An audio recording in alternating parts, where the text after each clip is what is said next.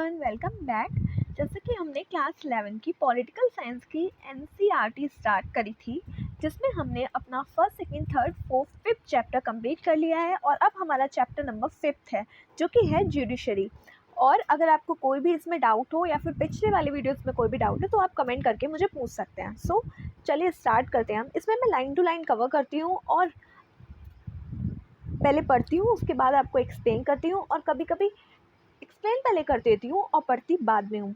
सो इस चैप्टर में हम इंट्रोडक्शन पढ़ेंगे जुडिशरी के बारे में। जो हमारी डिस्प्यूट होता है ना, जो दो लोगों के बीच में या फिर किसी प्राइवेट पार्टी में, हमारी जुडिशरी को ऐसे हमेशा हमने डिस्प्यूट सेटल करते हुए दो लोगों के या प्राइवेट पार्टी के बीच में देखते हैं हम। और हमारी जुडिशरी जो है वो एक बहुत ही ज़्यादा इम्पॉर्टेंट रोल प्ले करती है हमारी डेमोक्रेसी में। हमारी जुडिशरी जो है परफॉर्म करती है पॉलिटिकल फंक्शन भी। ऐसा ही नहीं है कि वो सिर्फ और सिर्फ डिस्प्यूट रेजोल्यूशन का काम करती है, हमारी जुडिशरी जो है वो सम पॉलिटिकल फंक्शन भी परफॉर्म करती है। तो सेम वही चीज़ यहाँ पर लिखी हुई है। Many times courts are seen only as arbiter in dispute between individual और प्राइवेट पार्टी। सो बहुत टाइम में, मतलब बहुत टाइम हमने सिर्फ कोर्ट को सिर्फ और सिर्फ डिस्प्यूट सेटल करते हुए दो इंडिविजुअल या ग्रुप पार्टी या फिर पार्टीज़ के बीच में देखा है। बट हमारी जुडिशरी जो है वो सम पॉलिटिकल फंक्शंस भी परफॉर्म करती है। हमारी जुडिशरी का जो बहुत ही ज़्यादा इम्पॉर्टेंट रोल है, हमारे एक बहुत ही ज़्यादा इम्पॉर्टेंट ऑर्गन है हमारे गवर्नमेंट का। The supreme court of India is in fact one of the very powerful court in the world. हमारी जो सुप्रीम कोर्ट ऑफ इंडिया है वो हमारी एक बहुत ही ज़्यादा पावरफुल कोर्ट है हमारी वर्ल्ड में। वन ऑफ द का मतलब ये होता है कि कुछ पावरफुल कोर्ट्स हैं उनका पार्ट है हमारा। ऐसा नहीं है कि सिर्फ यही पावरफुल कोर्ट है। वन ऑफ द का मतलब है पावरफुल का पार्ट है ये। Right from 1950, the judiciary has played an important role in interpreting and in constitution protection. So हमारी 1950 से हमारी जुडिशरी जो है वो बहुत ही ज़्यादा एक इम्पॉर्टेंट रोल प्ले करता है हमारे कॉन्स्टिट्यूशन को इंटरप्रिटेट करने का, मतलब हमारे कॉन्स्टिट्यूशन को डिफाइन करने का और हमारे कॉन्स्टिट्यूशन को प्रोटेक्ट करने का, उसको संभाल कर रखने का, मतलब उसमें कोई भी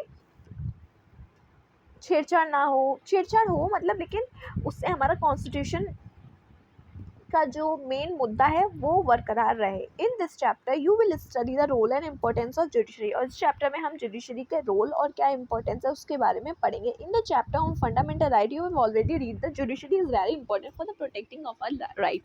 सो हमने जो हमारा फंडामेंटल चैप्टर जो कि सेकेंड चैप्टर था, उसमें हमने पढ़ा था कि हमारा जुडिशरी जो है वो हमारे राइट को प्रोटेक्ट करने में क्या उसका कितना इम्पोर्टेंट रोल है वो हमने पढ़ा था। क्योंकि हमारा अगर कोई भी राइट का वायलेशन होता है तो हम कहाँ जाते हैं, कोर्ट में जाते हैं भाई रिजॉल्व करने के लिए कि भाई इसने हमारे राइट का वायलेशन किया है, तो उस इंसान ने जिसने वायलेट किया उसको सज़ा मिलती है। ठीक है, सो वही है। और इस चैप्टर को पढ़ने के बाद में हमें पता चल जाएगा कि हमारी एक इंडिपेंडेंट जुडिशरी का क्या मतलब होता है और हमारा जो इंडियन जुडिशरी है वो हमारे राइट्स को कैसे प्रोटेक्ट करती है, क्या रोल प्ले करती है। हमारी जो जुडिशरी है वो हमारे कॉन्स्टिट्यूशन को इंटरप्रिटेट करने में उसका क्या रोल है, हमारा रिलेशन बिटवीन क्या है, हमारे जुडिशरी और पार्लियामेंट के बीच का क्या रिलेशन है। सो ये सारी चीज़ें हम पढ़ेंगे अपने आगे आने वाले चैप्टर में। और ये रहा इस चैप्टर का इंट्रोडक्शन। आई होप आपको समझ में आया होगा। अगर आपको कुछ प्रॉब्लम आ रही है तो आप कमेंट में करके मुझसे पूछ सकते हैं, मैं आपका डाउट क्लियर करूँगी। और हमारी जो क्लास 11 की ज्योग्राफी की एनसीईआरटी है ना, वो भी कंप्लीट हो गई है सीरीज़। जो physical geography, Indian physical geography वाली है वो कंप्लीट हो गई है। अब हमने फंडामेंटल ज्योग्राफी वाली स्टार्ट करी है। वो आप चाहें तो डिस्क्रिप्शन में मैं आपको लिंक दे दूँगी, आप उससे जाके देख सकते हैं, या फिर आप चैनल पे जाके प्लेलिस्ट में जाकर देख सकते हैं। वहाँ पे आपको लाइन टू लाइन मैंने वहाँ पे आपको मैप के थ्रू और अपना डायग्राम बना के समझाया है, वर्ड बाय वर्ड। ओके, सो वहाँ पे भी अगर आपको कोई डाउट है तो आप वहाँ पे कमेंट करके अपना फीडबैक ज़रूर दीजिएगा कि आपको वीडियो कैसी लगी, जिससे कि मुझे और मोटिवेशन मिले और मैं और वीडियोस ला सकूँ आपके लिए। सो मेरे चैनल को सब्सक्राइब कर दीजिए, बेल आइकन प्रेस कर दीजिए, जबकि मैं अपना वीडियो डालूँ तो आपके पास लिंक आ जाए और आपको नोटिफिकेशन हो जाए। So why do we need an independent judiciary. अब हमें एक इंडिपेंडेंट जुडिशरी की क्या ज़रूरत होती है। सो मैं इसको ऐसे समझाती हूँ। मान लो एक ए पर्सन है और दूसरा एक बी पर्सन है, दोनों में झगड़ा हो गया है। अब ये लोग गए किसी तीसरे पर्सन के पास कि भाई हम में झगड़ा हो गया है, हमारे में आप ये बताइए कि आप किसकी गलती है, को हमारे डिस्प्यूट को रिजॉल्व कीजिए, सेटल कीजिए और पनिशमेंट दीजिए जिसकी गलती हो। सो सी आदमी का क्या है, सी आदमी जो है वो बी वाली के अंडर काम करता है, सी आदमी बी पर डिपेंडेंट है। अगर सी वाले ने कुछ भी ऐसा डिसीजन लिया जो कि बी के फेवर में ना हुआ, तो फिर वो उसको उसकी पोस्ट से हटा देगा। तो इस केस में तो हमारी सी आदमी जो है वो बी आदमी को ही फेवर करेगा। ऐसा तो होगा नहीं कि वो ए को कर दे, अगर वो ए को फेवर कर देगा तो उसकी जॉब चली जाएगी, तो डर की वजह से वो एक बी वाले को फेवर करेगा। सो इसका मतलब ये हो गया कि हमारा जो रिजल्ट आने वाला था, पर गलती हमारे बी आदमी की थी, बट सज़ा किसको मिल गई, ए आदमी को। बट हमारा रिजल्ट आने वाला था जो भी, उसका गलत गलत उल्टा उल्टा ही रिजल्ट आ गया। इस हिसाब से बी को पनिशमेंट मिलनी चाहिए थी, बट पनिशमेंट किसको मिली, ए को, क्योंकि वो उस जिसने डिस्प्यूट रिजॉल्व किया है, जो इन दोनों के बीच का सेटलमेंट कर रहा है, वो आदमी ने बी का फेवर किया। सो इसलिए हमें एक इंडिपेंडेंट जुडिशरी की बहुत ही ज़्यादा ज़रूरत पड़ती है। जो हमारी जुडिशरी वो है किससे वर्क करती है, हमारे डिस्प्यूट रिजॉल्व करती है, वो हमारे सी की तरह वर्क करती है। सो इसलिए हमें इंडिपेंडेंट जुडिशरी की बहुत ज़रूरत है कि वो किसी के ऊपर भी डिपेंडेंट ना हो, और अपना जो डिसीज़न है वो फियरलेसली अपनी जॉब से, ऐसा ना हो कि भाई वो ऐसा कोई जज ऐसा डिसीजन ले ले कि भाई बाद में उनको ये हो जाए, अगर हम गवर्नमेंट के अगेंस्ट कोई डिसीजन लेंगे तो गवर्नमेंट हमारी जॉब ले लेगी। ऐसा ना हो, उनको कोई भी फियर ना हो और किसी को भी फेवर ना करती हो, एक ऐसे इंडिपेंडेंट बॉडी की तरह वर्क करें। So in any society disputes are bound to arise between individual, between groups and between individual और ग्रुप्स एंड गवर्नमेंट। सो किसी भी सोसाइटी में जो डिस्प्यूट्स हैं वो एक इंडिविजुअल और ग्रुप के बीच में अराइज करते हैं, इंडिविजुअल और इंडिविजुअल के बीच में अराइज करते हैं, इंडिविजुअल और ग्रुप के बीच में अराइज करते हैं, और ग्रुप और गवर्नमेंट, मतलब किसी के भी बीच डिस्प्यूट हो सकता है। तो ये भी बहुत ज़रूरी है कि जो डिस्प्यूट हुआ है उसको सेटल करने वाली जो बॉडी हो वो भी इंडिपेंडेंट बॉडी हो, वो किसी के फेवर में वर्क ना करे, और वो एक ऐसा रूल लॉ फॉलो करे जो हमारा प्रिंसिपल रूल ऑफ लॉ हो। मतलब अभी प्रिंसिपल रूल ऑफ लॉ क्या होता है, प्रिंसिपल रूल ऑफ लॉ का मतलब होता है कि सब लोग एक लॉ के अंदर हैं, वो लॉ सबके ऊपर लागू होगा, चाहे कोई रिच हो, चाहे पुअर हो, चाहे मैन हो, चाहे वुमेन हो, चाहे फॉरवर्ड क्लास कास्ट का हो, चाहे बैकवर्ड कास्ट का हो, तो सेम लॉ सबके लिए फॉलो होगा और सब उसको उस लॉ के अंदर आएंगे। और हमारा principal role of judiciary is to protect rule of law and ensure supremacy of law. और हमारा जो जुडिशरी का प्रिंसिपल रोल ये है कि वो हमारे रूल ऑफ लॉ को, जो अभी मैंने आपको बताया, उसको प्रोटेक्ट करे कि भाई कोई भी ऐसा ना हो कि कहीं पे उसका गलत उपयोग हो रहा हो, ऐसा ना हो कहीं पे रिच वाले इंसान को ज़्यादा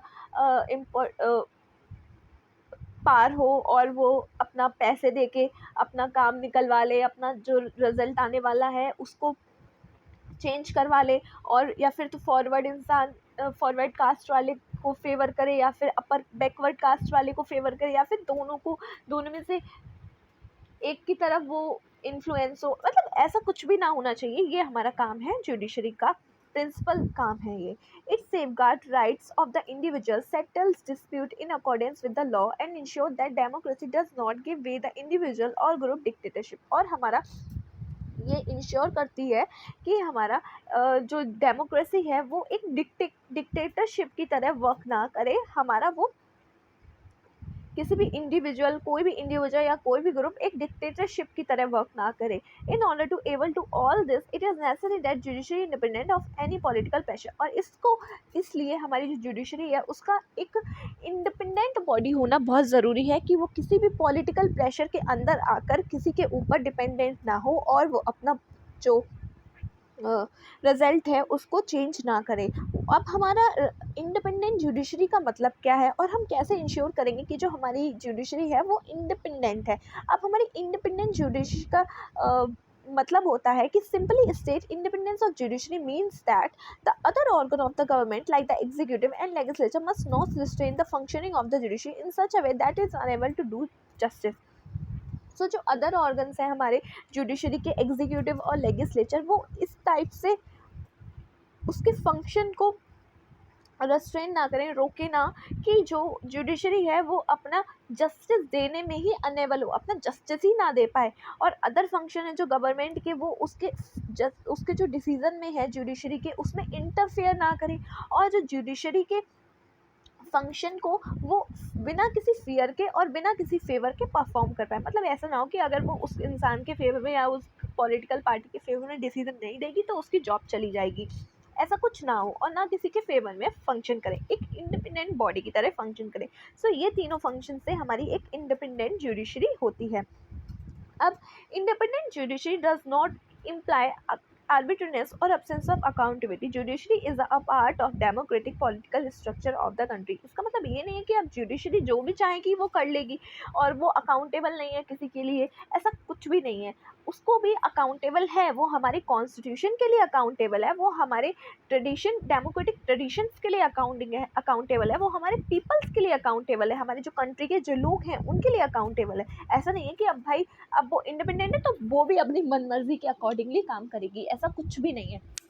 how can the independence of judiciary be provided and protected. अब एक इंडिपेंडेंट जुडिशरी को कैसे प्रोवाइड करेंगे और कैसे प्रोटेक्ट करेंगे? सो वैसे ही करेंगे कि क्या कहते हैं, अगर कोई इंसान है उसको कोई फियर ना हो अपनी जॉब का जाने का या फिर कैसे भी, तो उसमें क्या करते हैं, the Indian constitution has insured the independence of judiciary through a number of method, the legislature is not involve in the process of appointment of जजेस। सो क्या है, हमारे जो इंडियन कॉन्स्टिट्यूशन है वो बहुत सारे मेजर्स देता है कि हमारी जुडिशरी है वो कैसे कैसे एक इंडिपेंडेंस रहेगी। सो उसमें हमारा क्या है, जो लेजिस्लेचर है हमारा, वो हमारे जज को जो अपॉइंट करने की प्रोसेस है उसका पार्ट नहीं होते, क्योंकि अगर वो उसका पार्ट होंगे तो उनको फियर रहेगा जजेस को कि भाई ये हमारे फेवर में, अगर हम लेजिस्लेचर के फेवर में डिसीजन नहीं देंगे तो हमारा जॉब जो है जा सकती है। सो ऐसा हो जाए। It was believe that the political party would not play a role in process of appointment. In order to appoint as a जज a person must be have experience a lawyer and must be verse in law. Political opinion of the person और his her political loyalty should not be characterize of the appointment of जजेस। So political party का उसमें कोई भी role नहीं होता है किसी भी जज को अपॉइंट करने में। और किसी भी जज को अपॉइंट करने का मतलब ये नहीं है कि हम किसी भी कोई ऐसे भी इंसान को अपॉइंट कर दें जो कि हमारी एक पॉलिटिकल पार्टी को फेवर कर रहा हो या फिर जो हमारे पॉलिटिकल पार्टी के लॉयल हो उसके थ्रू उसमें लॉयल हो। उसके लिए हमारी एक क्वालिफिकेशन, उसकी एक एलिजिबिलिटी होनी चाहिए कि वो इंसान या एक तो एक्सपीरियंस लॉयर होना चाहिए और दूसरा हमारा एक वो लॉ के बारे में अच्छी उसको नॉलेज होनी चाहिए कि वो उसकी कुछ क्वालिफिकेशंस होती हैं वो होना चाहिए। और जज का जो टर्म होता है, टेन्योर होता है जो, वो एकदम फिक्स होता है। और जो जज होता है वो तभी अपनी जॉब को छोड़ता है जब वो अपनी एज ऑफ रिटायरमेंट पर आ जाता है। जब वो अपनी रिटायरमेंट की एज पर आ जाता है तभी उसको अपना वो टर्म होता है जज का वो खत्म हो जाता है। ओनली इन एक्सेप्शनल केस जज में be remove but otherwise they have security of tenure. Security of tenure ensure that जज कुछ function without fear of favour. और जज जो है वो कुछ ऐसे केस हैं जब हमारा जज को रिमूव किया जाता है, वरना हमारा जज जो है वो हमारे टर्म के अकॉर्डिंगली ही काम करता है, अपने टेनर के अकॉर्डिंगली। बट हमारा इसलिए ये इंश्योर किया गया है कि हमारा जज का टर्म जो है वो फिक्स्ड है, वो इसलिए कि उसको कोई भी डर ना हो कि अगर उसने कोई डिसीजन किसी के फेवर में नहीं दिया तो वो हमारा उसको जॉब से निकाल दिया जाएगा। Without fear and without favour उसको अपना डिसीजन दे पाए, वो इसलिए ऐसा करते हैं। The constitution prescribe a very difficult procedure for removal of जजेस। The constitution makers believe that a difficult procedure of removal would provide security of the office of member of judiciary. अब मैंने कहा कि हमेशा फिक्स होता है term, but कभी कभी एक्सेप्शनल केसेस होते हैं जब हमारे जज को रिमूव किया जाता है। बट वो भी हमारा ऐसे नहीं किया जाएगा कि बस बोल दिया और वो रिमूव हो गया। उसका रिमूव करने का जो प्रोसेस है वो इतना डिफ़िकल्ट बनाया है कि जज जो है वो जल्दी से रिमूव ना हो, उसको भी बहुत ज़्यादा लोगों की परमिशन लेनी पड़े, बहुत ज़्यादा लोग शामिल हो और जो उसके जो टर्म के लिए सिक्योरिटी रहे उस ऑफिस के लिए। ठीक है।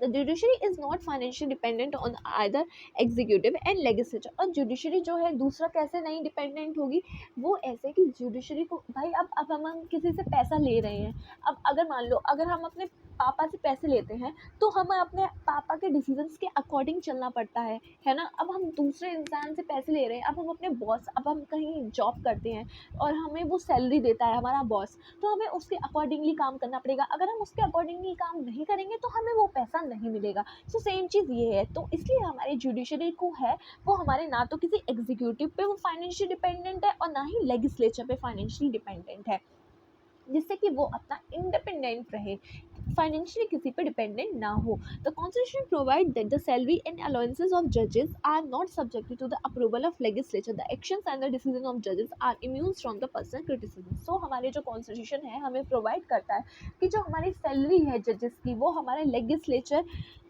के अप्रूवल से, ऐसा ना हो कि लेजिस्लेचर अप्रूव करे तभी हमें सैलरी मिले, ऐसा नहीं है। और हमारा जज का जो डिसीज़न है वो हमारे उसके हम किसी भी जज के डिसीजन को पर्सनली जाकर क्रिटिसाइज़ नहीं कर सकते कि आपने गलत डिसीजन लिया है। हम क्रिटिसाइज़ करते हैं ना, हम किसी भी जज के डिसीजन को पर्सनली जाकर क्रिटिसाइज़ नहीं कर सकते हैं। तो judiciary has a power to penalise those who are found guilty of contempt of court. This authority of court is seen as effective protection to the जजेस फ्रॉम अनफेयर क्रिटिसिज्म। सो हमारी contempt of court की हमारा constitution provide करता है कि जो भी contempt of court के लिए गुनहगार हैं, जो गिल्टी हैं, उनको सज़ा मिलेगी। अब ये कंटेम्प्ट ऑफ कोर्ट होता क्या है? कंटेम्प्ट ऑफ कोर्ट का मतलब ये होता है कि जो भी कोर्ट की विरुद्ध चीज़ करे, जो भी कोर्ट के डिसीजन को ना माने, जो भी कोर्ट को क्रिटिसाइज़ करे, तो ये सारे डिसीजंस के लिए हमारी जो कोर्ट को हमारे प्रोटेक्शन एक प्रोवाइड करी गई है, इसको हम अनफेयर क्रिटिसिज्म से प्रोवाइड कर सकते हैं। तो उसको सज़ा मिल जाएगी उस इंसान को या उस पार्टी को, उस ग्रुप को जिसने भी उसको कंटेम्प्ट ऑफ कोर्ट किया होगा, हमारी जुडिशरी के लिए गिल्टी पाई जाएगी। Parliament can not discuss the conduct of the जज except when the proceeding of the removal अ जज is being carried out. This gives the judiciary independence to adjudicate without fear of being criticised. सो हमारी जो parliament है वो हमारा discuss नहीं कर सकती है जज किसी भी जज के बारे में कि भाई आपने पार्लियामेंट के अंदर कि ये डिसीजन गलत दिया है, ये ऐसा है वैसा है, ये सब नहीं कर सकते। वो सिर्फ और सिर्फ एक टाइम पर उस जज के बारे में डिस्कस होगा पार्लियामेंट में, जब उस जज की वो प्रोसेस आएगी, जब वो रिमूव किया जाएगा। वो भी एक टफ प्रोसेस है, अभी मैंने आपको बताया वो भी एक टफ प्रोसेस है, बट तभी उसको रिमूव करने के तभी हम पार्लियामेंट में उसको डिस्कस कर सकते हैं। सो ये इसके थ्रू हमारी जुडिशरी वो है इंडिपेंडेंट है, जिससे कि वो हमारे किसी भी ऐसा क्रिटिसिज्म की वजह से उसको डर ना हो कि हमें कोई क्रिटिसिज्म हो जाएगा, हमें कोई परेशानी हो जाएगी तो हम अपना डिसीजन जो है इन इंसान के फेवर में कर देंगे, ऐसा भी नहीं होगा। और ये एक्टिविटीज़ है, ये कुछ नहीं है। अब हमारी अपॉइंटमेंट ऑफ जजेस। अब हमारे जज को अपॉइंट कैसे किया जाता है? द अपॉइंटमेंट ऑफ जज has never been free from political controversy. जो जज का अपॉइंटमेंट है वो कभी भी एक पॉलिटिकल कंट्रोवर्सी के, ऐसा नहीं है कि वो कभी फ्री हो जो पॉलिटिकल कंट्रोवर्सी, मतलब जज को अपॉइंट करना हमेशा ही एक कंट्रोवर्सी रहा है, हमेशा से ही। It is a part of political process, ये एक पॉलिटिकल प्रोसेस का पार्ट है। It make a difference who serve in supreme court and high court. और ये डिफरेंस करता है जो सर्व करते हैं सुप्रीम कोर्ट में और जो हाई कोर्ट में सर्व करते हैं, उनके बीच में डिफरेंस क्रिएट करता है। A difference in how the constitution is interpreted. The political philosophy of the judges, their views about active and assertive judiciary or controlled and committed judiciary have an impact of the fate of the legislature in the council of minister, governors and chief ministers and chief justice of India or influence the process of judicial appointment. So हमारी जो judiciary है वो हमारी their views that about active and assertive judiciary and control and committed। अब हमारे judiciary को committed judiciary और assertive judiciary भी नहीं होना चाहिए। अब कमिटेड जुडिशरी क्या होती है कि वो एक इंसान की तरफ कमिटेड है।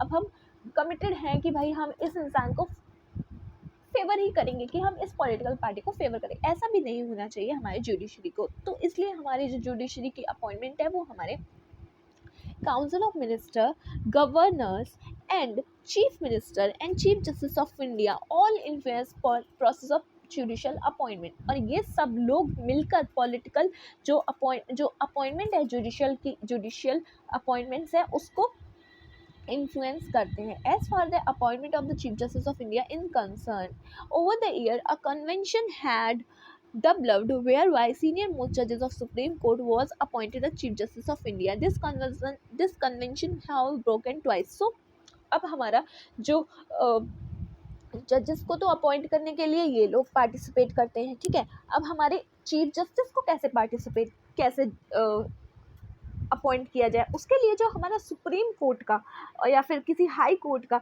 जो सीनियर मोस्ट जज होता है उसको हमारा chief justice of India appoint कर दें। बट ये सिर्फ और सिर्फ कन्वेंशन है, मतलब कि कन्वेंशन ये होता है कि अपने मतलब ऐसा चलता आ रहा है एक टाइप से, ऐसा नहीं है कि कहीं पर लिखा हुआ है इम्प्लिसिट, मतलब नहीं है ऐसा कि भाई ऐसा लिखा हुआ है, बस वो चलता आ रहा है इसलिए हो रहा है ऐसा। सो वो हमारा सिर्फ 2 बार अभी तक ब्रोक हो चुका है। ऐसा है कि जब सीनियर मोस्ट जज कोर्ट में हो बट हमारा जो उनसे जूनियर हो उसको अपॉइंट कर दिया जाए। अब सीनियर का और जूनियर कैसे होंगे, सीनियर वो होगा जिसका एक्सपीरियंस हो कोर्ट जज के एज अ जज, वो बहुत दिनों से हो, एक्सपीरियंस हो, एज के अकॉर्डिंगली एक्सपीरियंस नहीं यहाँ पे देखना है, ठीक है। In 1973, A.N. Roy was appointed the Chief Justice, superseding their 3 senior judges. Again, Justice M.H. Beg was appointed, superseding H.R. Khanna. So, 1973 में A.N. Roy को अपॉइंट किया गया था CJI, जब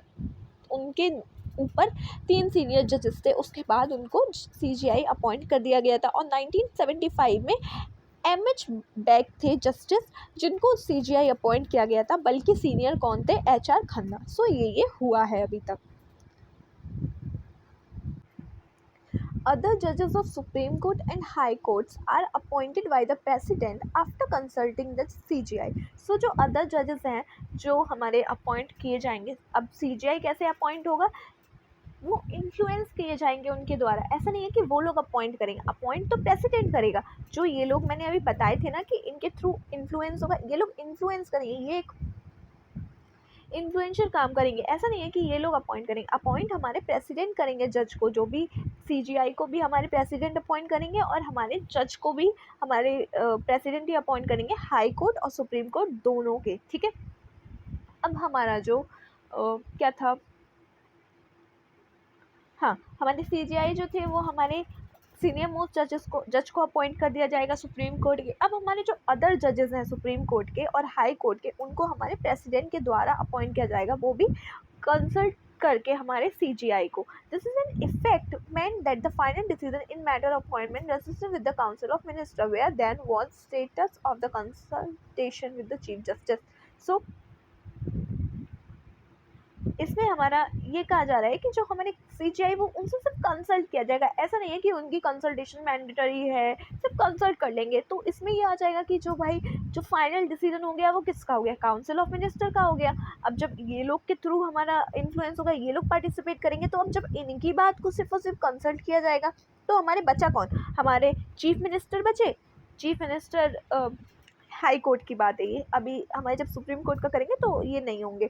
फिर हमारे ये गवर्नर बचे, अब ये गवर्नर जब उसकी बात करेंगे तो भी नहीं होंगे। तो हमारे chief justice of council of minister बचे। तो अब जब इनके डिसीजंस को ज़्यादा इंपॉर्टेंस नहीं दी जाएगी तो कौन बचा फिर, हमारे काउंसिल ऑफ मिनिस्टर। इसका मतलब पूरी पावर किसके हाथ पर है, काउंसिल ऑफ मिनिस्टर। अब काउंसिल ऑफ मिनिस्टर किस में होते हैं, वो हमारे लेजिस्लेचर का पार्ट होते हैं। तो इसका मतलब ये हो गया कि हमारी जो जुडिशरी है वो हमारी काउंसिल ऑफ मिनिस्टर पर डिपेंडेंट हो गई। तो हम इसको, ये मैटर हमारा बहुत ही ज़्यादा कंट्रोवर्सी का हुआ।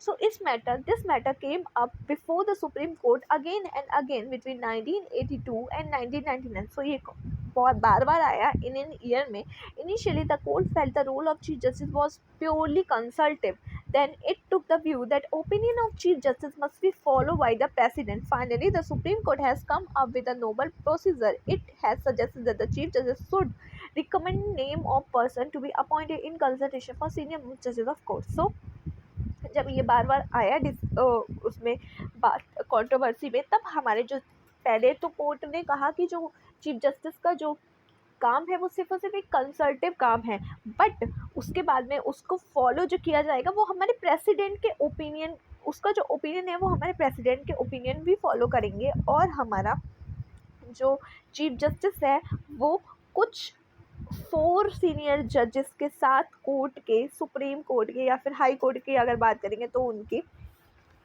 के साथ मिलकर अपनी एक कंसल्टेशन देंगे, रिकमेंड करेंगे कि भाई इनमें से ये इंसान आपको अपॉइंट करना है। Thus, the Supreme Court has established the principle of collegiality in making recommendation for appointment. At the moment, therefore, in matter of appointment, the decision of group of senior judges of Supreme Court carries greater weight. Thus, in matter of the appointment of judiciary, the Supreme Court and Council of Ministers play an important role. So, इसलिए हमारी supreme court में एक कोलिजियलिटी system लेके आया जिसमें उन लोगों की जो अपॉइंटमेंट, जो रिकमेंडेशन है कि इस इंसान को सीनियर मोस्ट जज की और सीजीआई की कि इस इंसान को आपको जज बनाना है, वो बहुत ही ज़्यादा इम्पोर्टेंट रखती है। तो अब हमारा सुप्रीम कोर्ट का जो जो वो सुप्रीम कोर्ट है और हमारे काउंसिल ऑफ मिनिस्टर है, किसी भी जज को अपॉइंट करने में बहुत ही ज़्यादा इम्पोर्टेंट रोल प्ले करते हैं। ठीक है, और कैसे पूरी क्या प्रोसेस है ये सब हम आगे जब लक्ष्मीकांत पढ़ेंगे ना, उसमें सब एकदम डिटेल में दिया गया। अभी आपको सिर्फ इतना ही जानने की ज़रूरत है। अब हमारी रिमूवल ऑफ जजेस क्या है, आई होप आपको अभी तक सब कुछ समझ में आ रहा होगा।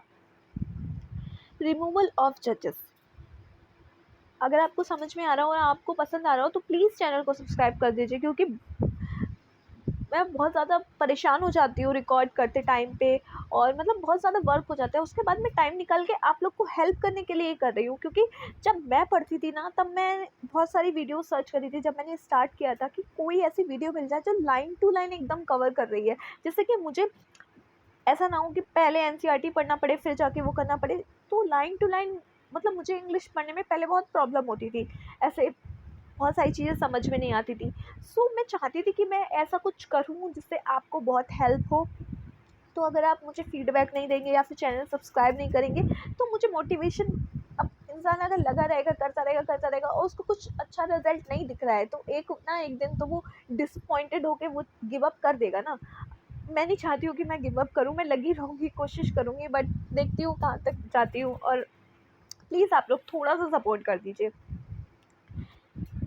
रिमूवल ऑफ जजेस, व्हाट हैपन, एक सेकेंड, सॉरी। रिमूवल ऑफ जजेस, अब हम जज रिमूव कैसे करेंगे जज को। द रिमूवल ऑफ जज of the supreme court and high court is also extremely difficult. अब उनको रिमूव करने में भी बहुत ज़्यादा डिफिकल्ट है। अ जज of supreme court or high court can be remove only on the ground of proven misbehaviour और इनकैपेसिटी।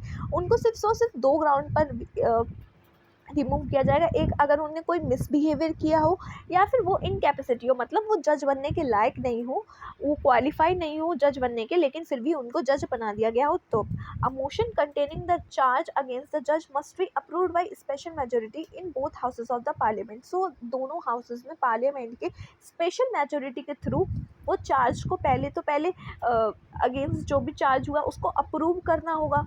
उसके बाद do you remember what special majority means. तो आपको क्या पता है स्पेशल मेजोरिटी का मीन्स क्या है, ये मैं आपको पहले ही बताने वाली थी कि जो हमारा जो चैप्टर इलेक्शन वाला है उसमें हमने स्पेशल मेजोरिटी के बारे में एकदम डेप्थ में डिस्कस किया है। तो आप जाके उस वाली वीडियो में जाके देख सकते हैं कि स्पेशल मेजोरिटी का मतलब क्या है।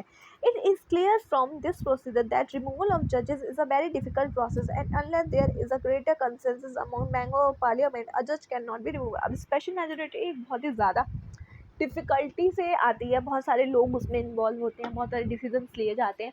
सो उसके लिए हमें पता चलता है कि अगर हम किसी भी जज को स्पेशल मेजोरिटी के थ्रू दोनों ही हाउसेस में अप्रूवल चाहते हैं तो हमारा जज को रिमूव करना बहुत ही ज़्यादा डिफ़िकल्ट है। ये हमें समझ में आ गया। कैन नॉट बी रिमूव जज, एक टाइप से ऐसा ही हो गया कि रिमूव नहीं कर सकते हैं जब इतनी ज़्यादा रिजिडिटी है। It should also be noted that while in making appointment, the executive play a crucial role. The legislature has a power of removal. Executive और लेजिस्लेचर का बहुत ही ज़्यादा क्रूशियल रोल होता है। लेजिस्लेचर जो है उसमें रिमूव करने में उनके पास पावर होती है।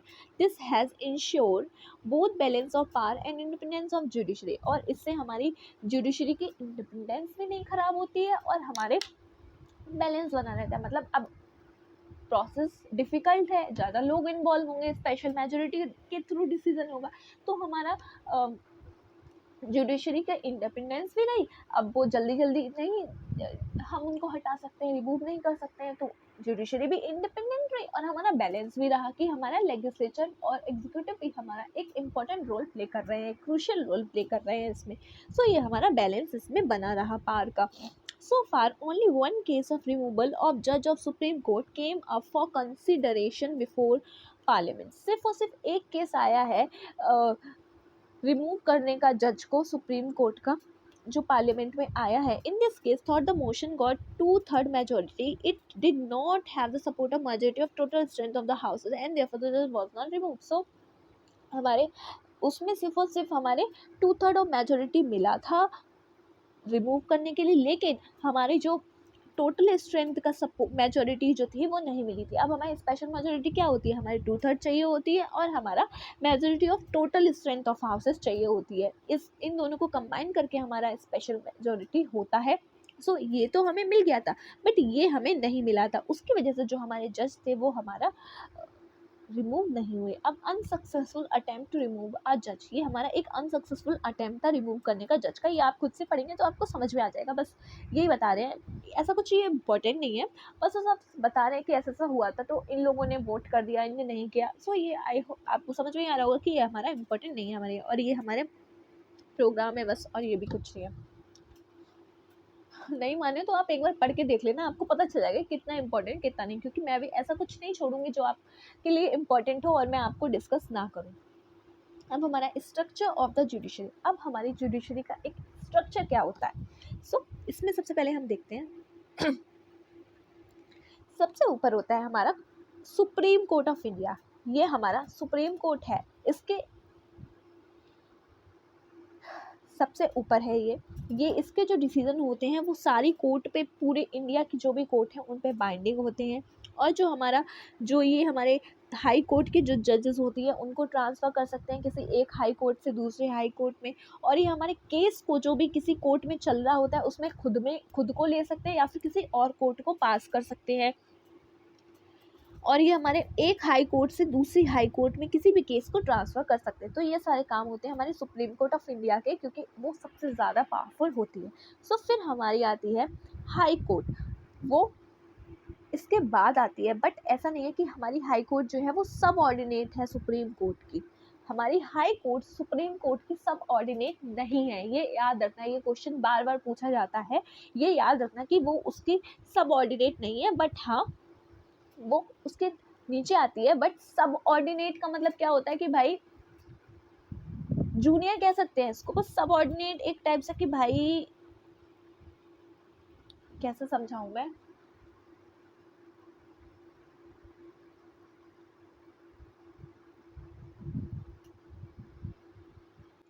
ऐसा नहीं है कि हाई कोर्ट के डिसीजन की कोई वैल्यू नहीं है, हाई कोर्ट के डिसीजन को भी ध्यान में रखा जाएगा, ठीक है। सो हमारे हाई कोर्ट के बाद की जो कोर्ट्स हैं वो सब सबऑर्डिनेट हैं इसकी। ये देखो सब ऑर्डिनेट कोर्ट्स आगे ना, ये सब सबऑर्डिनेट है हाई कोर्ट की। बट हमारी हाई कोर्ट जो है वो सुप्रीम कोर्ट की सबऑर्डिनेट नहीं है, ये अच्छे से याद रखिएगा। हाई कोर्ट क्या कर सकती है, हमारी हाई कोर्ट वो है किसी भी अपील को can hear appeal from lower court. किसी भी लोअर कोर्ट्स, ये जो नीचे की कोर्ट्स हैं इनकी जो अपील है उसको सुन सकती है। हमारी फंडामेंटल राइट्स को इशू करने के लिए, रिट रिस्टोर करने के लिए रिट कर सकती है। हमारी रिट क्या थी हमने अपने चैप्टर में देखा था, राइट वाले चैप्टर में, सेकंड वाले चैप्टर में। तो आपको यहाँ तक आने के लिए वो सारे चैप्टर्स पढ़ने पड़ेंगे, तभी जाके आपको ये वाला चैप्टर अच्छे से समझ में आए। क्योंकि अब मैं आपको बार बार लेके सारी चीज़ें एक्सप्लेन करूँगी तो ये वीडियो 5-6 घंटे की हो जाएगी, तो आपको देखने में भी प्रॉब्लम होगी। सो इसलिए आपको पहले वो सारे अपने बेस क्लियर करिए, फिर धीरे धीरे जैसे आप चैप्टर वाइज आएंगे तब आपको सारी चीज़ें समझ में आएंगी। जैसे अब स्पेशल मैच्योरिटी मैंने आपको फिर भी बता दी है, बट वहाँ पे मैंने एकदम डेप्थ में बताई है। रिट यहाँ पे आ गया, अब रिट में फिर से सारी रिट आपको एक्सप्लेन करने बैठ जाऊँगी तो आधा घंटा तो यहीं लग जाएगा, ठीक है। तो आप वहाँ पे जाके देख सकते हैं और वो चैप्टर भी आपके क्लियर हो जाएगा। Can deal with cases with in the jurisdiction of the state. और हमारे स्टेट के जो केस होते हैं, स्टेट के अंदर जो केसेस होते हैं उसके जो जुरिसडिक्शन होती है वो हमारी हाई कोर्ट के पास होती है और सुप्रीम कोर्ट के पास पूरी इंडिया की होती है, ठीक है। Exercise superintendence and control over the court below it. और ये हमारी सुपरिंटेंडेंस प्रोवाइड करती है और हमारे जो उसके नीचे जो कोर्ट्स हैं उनको कंट्रोल करती है। ठीक है। डिस्ट्रिक्ट कोर्ट, हमारी अब डिस्ट्रिक्ट कोर्ट क्या होती है, डिस्ट्रिक्ट कोर्ट जो है जो केसेस डिस्ट्रिक्ट में आते हैं उनको डील करती है, और हमारे जो उससे डिस्ट्रिक्ट कोर्ट से जो नीचे वाले जो डिसीजन है उनको कंसिडर करती है, उनकी अपील जो भी हमारे, अगर कोई भी केस यहाँ पे हुआ, कोई भी इंसान सेटिस्फाई नहीं है तो वो जाके अपील कर सकता है हमारे यहाँ पे, वो भी यहाँ पे होता है, ठीक है।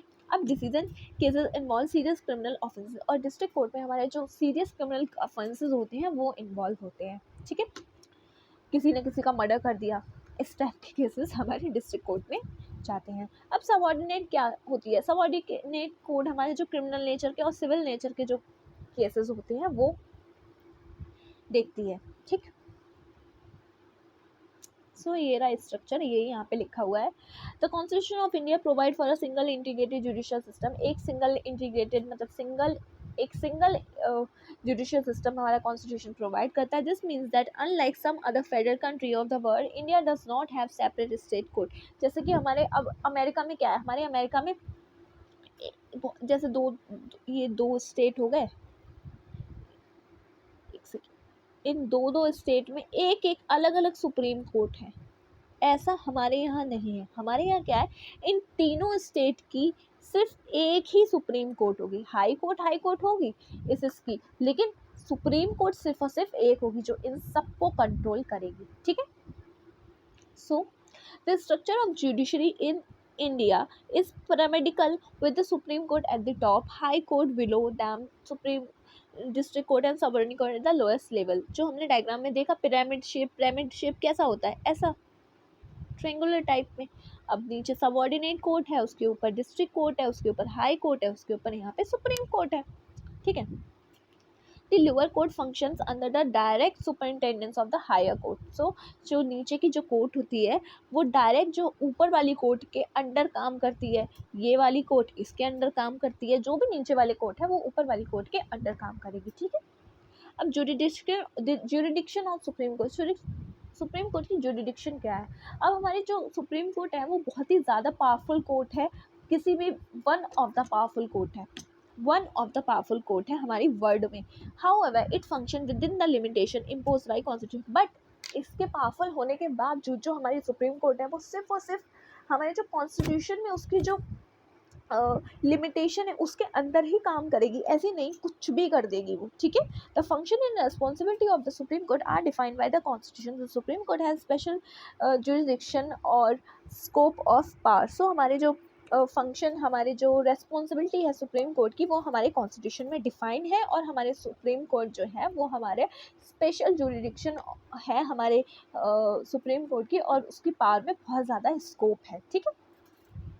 सो हमारे अब सुप्रीम कोर्ट की क्या क्या पावर है, मतलब कैसे क्या क्या जुरिडिक्शन है। एक तो उसका ओरिजिनल जुरिडिक्शन है, उसमें क्या होता है जो यूनियन और स्टेट के बीच का, जैसे कि सेंटर, यूनियन क्या होता है सेंटर और स्टेट के बीच अगर कोई डिस्प्यूट है, या फिर स्टेट या स्टेट के बीच कोई डिस्प्यूट है, तो वो डायरेक्टली किसी और कोर्ट में नहीं जाएगा। ऐसा नहीं है कि वो अगर ऐसा है तो वो हाई कोर्ट में चला गया, वो डायरेक्टली कहाँ जाएगा, वो केस डायरेक्टली सुप्रीम कोर्ट में जाएगा। तो जो केस डायरेक्टली हमारी सुप्रीम कोर्ट में आएगा वो हमारा ओरिजिनल जुरिडिक्शन कहलाता है, ठीक है। अब अपील जुरिडिक्शन क्या होता है, अपील जुरिडिक्शन ये होता है कि जो भी मान लो नीचे कोई केस हुआ, मान लो हाई कोर्ट में कोई केस हुआ, हाई कोर्ट ने कोई डिसीजन दिया, बट जो पार्टी है वो उससे सेटिस्फाइड नहीं है उस डिसीजन से, तो वो उसमें हमारे सुप्रीम कोर्ट में जाके अपील कर सकती है। मतलब लोअर कोर्ट की जो लोग हैं, लोअर कोर्ट के जो सिविल और क्रिमिनल लॉ जो भी केसेस थे, कॉन्स्टिट्यूशन केसेस थे, उनकी अपील हो सकती है हमारे सुप्रीम कोर्ट में, मतलब अपील कर सकते हैं, ठीक है। एक तो जुरिडिक्शन ये हो गया। अब हमारी जो सुप्रीम कोर्ट है वो एक एडवाइजरी जुरिडिक्शन भी फॉलो करती है। अब एडवाइजरी जुरिडिक्शन क्या होता है, वो ये होता है कि जो हमारी कुछ ऐसे मैटर होते हैं जिनमें प्रेसिडेंट हमारी डिसीजन नहीं ले पाते हैं या फिर कंफ्यूज होते हैं, तो वो जो पब्लिक इम्पोर्टेंस से रिलेटेड होते हैं, मतलब पब्लिक के वेलफेयर से या पब्लिक के लिए बहुत ज़्यादा इंपॉर्टेंट होते हैं, किसी लॉ से रिलेटेड होते हैं, तो उसमें हमारे प्रेसिडेंट जो हैं वो हमारी सुप्रीम कोर्ट से एडवाइस ले सकते हैं, ठीक है। अगर उनका मन करे तो वो एडवाइस ले सकते हैं, लेकिन ऐसा नहीं है कि जो एडवाइस सुप्रीम कोर्ट ने दी है वो प्रेसिडेंट को माननी ही पड़ेगी, ऐसा नहीं है।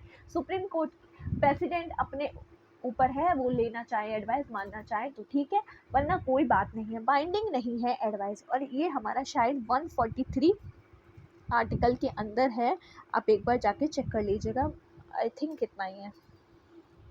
और हमारी आखिर रिट ज्यूरिडिक्शन क्या है? रिट ज्यूरिडिक्शन वही जो मैंने आपको सेकेंड चैप्टर में पढ़ाई थी। अब हमारी रिट जो है, हम कौन कौन से टाइप की कर सकते हैं? हवीस कॉर्पस कर सकते हैं, मैंडमस कर सकते हैं, प्रोहिबिशन कर सकते हैं, सेरियोरिया कर सकते हैं, कोई वारंटो कर सकते हैं। ये सारी रिट्स हमारी सुप्रीम कोर्ट जो है वो सिर्फ और सिर्फ फंडामेंटल राइट्स को प्रोटेक्ट करने के लिए इश्यू कर सकती है। अब ये क्या है, ये मैंने आपको एक एक करके सब डिफाइन किया गया है, तो आप उस चैप्टर में जाके देखिए, मैं आपको दोबारा से डिफाइन नहीं करूँगी क्योंकि अभी बहुत लंबा चैप्टर है, मुझे कंप्लीट करना है। और कुछ कुछ हमारे स्पेशल पावर होती हैं सुप्रीम कोर्ट की, वो क्या है? ये हमारी special leave can grant special leave to an appeal from any judgment or matter pass by any court in the territory of India. So अगर हमारी इंडिया की टेरिटरी में कोई भी कोर्ट ने कोई भी डिसीजन दिया है, तो अगर हम जाके सुप्रीम कोर्ट से स्पेशल अपील करें कि सर प्लीज़ हमें स्पेशली इसको थोड़ी दिन के लिए लीव दे दीजिए इस केस से रिलेटेड, या फिर हमें जो हमारा सज़ा मिली है, हमें मान लो किसी को 14 साल की सज़ा मिल गई है, तो अगर वो चाहे जाके सुप्रीम कोर्ट से अपील करे जाके कि सर प्लीज़ मुझे कुछ दिनों के लिए लीव दे दीजिए, स्पेशल लीव, तो उस इंसान को सुप्रीम कोर्ट के ऊपर है, वो देना चाहे तो दे सकती है। ओके, सो यही चीज़ है, ये डेप्थ में यहाँ पे है, बट जो मैंने आपको बताया वही सब है, इसमें मैं आपको फिर भी पढ़ के बता देती हूँ। Original jurisdiction means that the case can directly considered by the Supreme Court without going to lower court before that. So किसी दूसरे कोर्ट में जाने से पहले वो केस डायरेक्टली सुप्रीम कोर्ट में आए, वो केस हमारे ओरिजिनल जुरिडिक्शन कहलाते हैं, जो कि हमने डायग्राम में देखा। You will notice that the case involving federal relation go directly supreme court. The original jurisdiction of supreme court establish it is an umpire in all dispute regarding federal matters. So federal matters क्या होते हैं? जो किसी state के बीच में हो, जो किसी स्टेट या सेंटर के बीच में हो, वो डायरेक्टली हमारे सुप्रीम कोर्ट में आते हैं, तो ये हमारे डायरेक्टली आ जाते हैं। In any federal country legal disputes are bound to arise between union and state. जो हमारे किसी भी फेडरल कंट्री क्या होती है? फेडरल कंट्री ये होती है जिसमें दो लोग होते हैं, जैसे कि हमारे यहाँ स्टेट हो रहा है, एक स्टेट्स में हमारी अलग अलग गवर्नमेंट है और हमारी यूनियन में अलग है। यूनियन पूरा कंट्रोल करती है इस पर, बट टू टाइप से ये सिस्टम है, ये हमारा फेडरल सिस्टम होता है। सो हमारी तो इनमें हमारे इश्यूज भी आ जाते हैं, तो उनको डील करने का काम, उनको रिजॉल्व करने का काम हमारी जो है सुप्रीम कोर्ट करती है। जो भी हमारे यूनियन और स्टेट के बीच आ जाते हैं, या फिर हमारे स्टेटों के बीच में आ जाते हैं, 2 स्टेट या 3 स्टेट के बीच में अगर कोई डिस्प्यूट हो रहा है तो वो आ जाता है। The power to resolve such cases is entrusted to supreme court of India. ये हमारा ओरिजिनल जुरिडिक्शन कहलाता है, because supreme court alone has a power to deal with this case. Because supreme court के पास सिर्फ सुप्रीम कोर्ट के पास power है कि वो ही इन केसेस को डील कर सकते हैं, इसलिए इसका ओरिजिनल जुरिडिक्शन कहलाता है।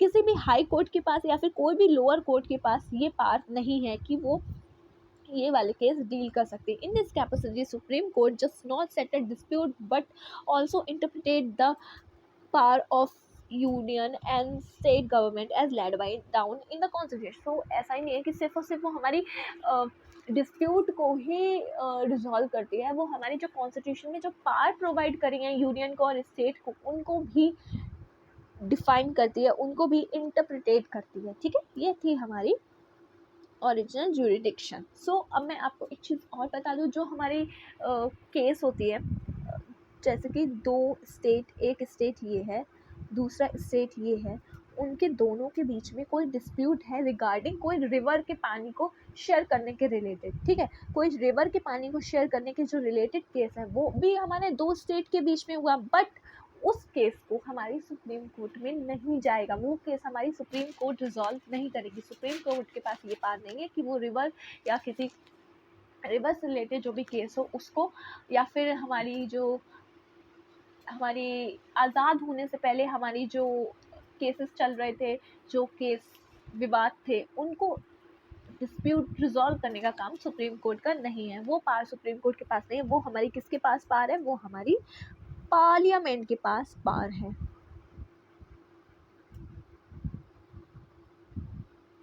ठीक है,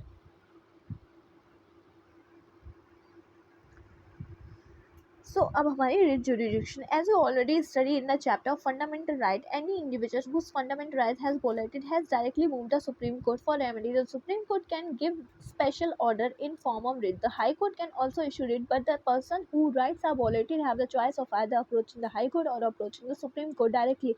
Third, such rights can give order to the executive to act or not to act in a particular way. So अब क्या है हमारी writ jurisdiction?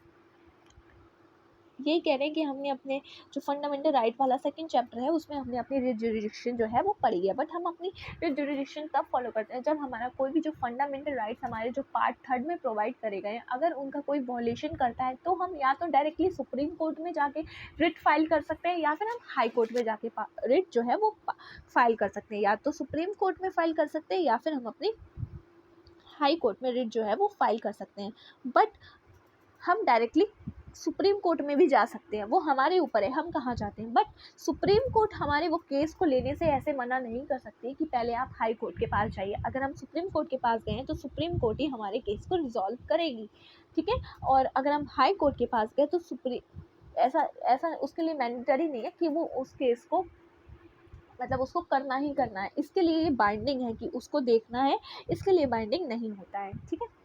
ये हमारी रिट जुरिडिक्शन होती है। अब हमारी अपील जुरिडिक्शन, भाई अपील करते हैं किसी लोअर कोर्ट से हायर कोर्ट में। A supreme court is higher court of the appeal. A person can appeal to supreme court against the decision of high court. हमारी सुप्रीम कोर्ट है वो highest court है appeal की। अगर कोई person जो है वो हाई कोर्ट की डिसीजन को अपील कर सकता है हमारे सुप्रीम कोर्ट में। However the high court must certify that the case is fit for appeal, that is to say that it involve a serious matter of interpretation of law और constitution. और हमारे high court को वो कहना चाहिए कि जो हमारी अपील ये कर सकती है, बट वो केस जो है वो अपील के लायक है कि इसमें हमारे किसी लॉ से रिलेटेड कोई चीज़ है, हमारे कॉन्स्टिट्यूशन को इंटरप्रिटेट करने से कोई चीज़ है या फिर कोई सीरियस मैटर है, तब जाके हमारा जो केस जो है हम वो अपील कर सकते हैं। In addition a criminal cases if the lower court has sanction a person to that then an appeal can be made to high court or supreme court. Of course the supreme court hold the power to decide whether to admit appeal even when appeal is not allowed by the high court. The appeal jurisdiction means that the supreme court will reconsider the case and legal issue involved. So अगर case कोई criminal चीज़ से related है, अगर मान लो कोई lower court ने किसी को कोई डेथ का ग्रांट कर दिया कि आपको पनिशमेंट मिलता है डेथ का, आपको फांसी दी जाएगी आपको सज़ा के लिए, तो हम जाके अपील कर सकते हैं, या तो हाई कोर्ट में अपील कर सकते हैं या फिर सुप्रीम कोर्ट में अपील कर सकते हैं। बट ये बाइंडिंग नहीं है सुप्रीम कोर्ट के ऊपर कि वो एक्सेप्ट करे, ठीक है। If the court thinks that the law or the constitution has a different meaning from what the lower court understood, then Supreme Court will change the ruling and along with that also give new interpretation of the provision involved। और हमारी अगर कोई law मान लो बना हुआ है और हमारा कॉन्स्टिट्यूशन का कोई है और वो हमारी जो लोअर कोर्ट ने उस लॉ को बनाया है, बट हमारी सुप्रीम कोर्ट जो है वो कहती है कि जो ये लॉ है वो हमारे कॉन्स्टिट्यूशन के मीनिंग को नहीं डिफाइन करता है, कॉन्स्टिट्यूशन के मीनिंग को नहीं एलाबोरेट करता है, तो हम जाके हमारी सुप्रीम कोर्ट है उस चीज़ को इंटरप्रिटेट कर सकती है और नई चीज़ नया लॉ बना सकती है। The high court too has appeal jurisdiction over the decision given by the court below them. So high court के पास भी अपील जुरिडिक्शन है। जो भी अभी मैंने सारी चीज़ें बताई इन केसेस के रिगार्डिंग हमारी हाई कोर्ट के पास भी जुरिडिक्शन है, बट कौन से केसेस के रिगार्डिंग? जो हाई कोर्ट के नीचे कोर्ट है उनके नीचे, ठीक है। अब हमारी advisory jurisdiction. In addition to the original or appeal jurisdiction, the Supreme Court of India possesses advisory jurisdiction also. The means that the President of the India can refer any matter that is public importance or that अरे ये क्या हो रहा है यार? Why it's not working properly?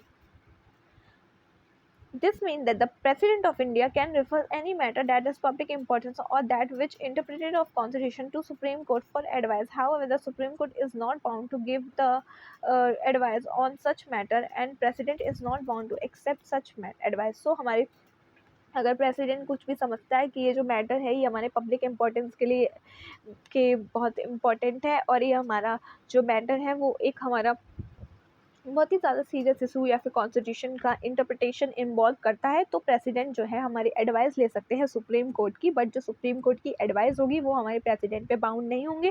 President चाहे तो उसे एक्सेप्ट कर सकते हैं और प्रेसिडेंट चाहे तो उसको रिजेक्ट भी कर सकते हैं। When then is utility of the advisory power of the supreme court, the utility is two fold. In the first place, it allow the government to seek legal opinion on a matter of importance before taking action on it. This may prevent unnecessary legislation. So अगर वो binding नहीं है तो भाई क्या importance हुई हमारी supreme court की वो एडवाइस लेने की, तो वो एडवाइस लेने की ये ज़रूरत हुई कि पहली तो जब वो एडवाइस ली गई तो गवर्नमेंट हमारी सुप्रीम कोर्ट का ओपिनियन जानना चाहती है, जो भी हमारी पब्लिक इम्पोर्टेंस के लिए है, जो कि हमारा जो अननेसेसरी जो लिटिगेशन होने वाली है आगे, जो भी लोग उससे डिससेटिस्फाई होने वाले हैं उसके वो नहीं होंगी। सेकेंडली, जो light of the advice of supreme court, the government can make suitable change in it section और लेजिस्लेचर। और जो हमारी गवर्नमेंट है वो हमारी चेंज कर सकती है अपनी जो भी उसमें हमारी सुप्रीम कोर्ट लाइट देगी, जो रिकमेंडेशन देगी उसके अकॉर्डिंगली हमारी गवर्नमेंट जो है अपने जो भी चीज़ होगी उसको चेंज कर सकती है, उसको अच्छा कर सकती है। ठीक है, अब हमारा article 137, the supreme court shall have power to review any judgment pronounce or order made by it. Supreme court के पास खुद की भी एक पावर है कि वो आर्टिकल 137 के अंदर है कि अगर कोई भी केस ऐसा हो जो सुप्रीम कोर्ट ने ही पहले अगर कोई उसमें डिसीजन दिया गया है तो सुप्रीम कोर्ट अपने आप को चेक कर सकती है कि क्या मैंने वो डिसीजन रिव्यू कर सकती है कि क्या मैंने वो डिसीजन गलत दिया था, और अगर गलत दिया है उसके अकॉर्डिंगली जैसे हमारे चेंजेस हो रहे हैं उसके अकॉर्डिंगली तो वो अपना चेंज कर सकती है अपने उस जजमेंट को। ठीक है, अब हमारा आर्टिकल 144 क्या होता है? All authority civil and judicial in the territory of India shall act in aid of supreme court. जो सारी अथॉरिटी हैं सिविल हो या जुडिशियल उस इंडिया के अंदर वो सब हमारी सुप्रीम कोर्ट के एड के अंदर काम करती हैं, एड के अकॉर्डिंगली काम करती हैं।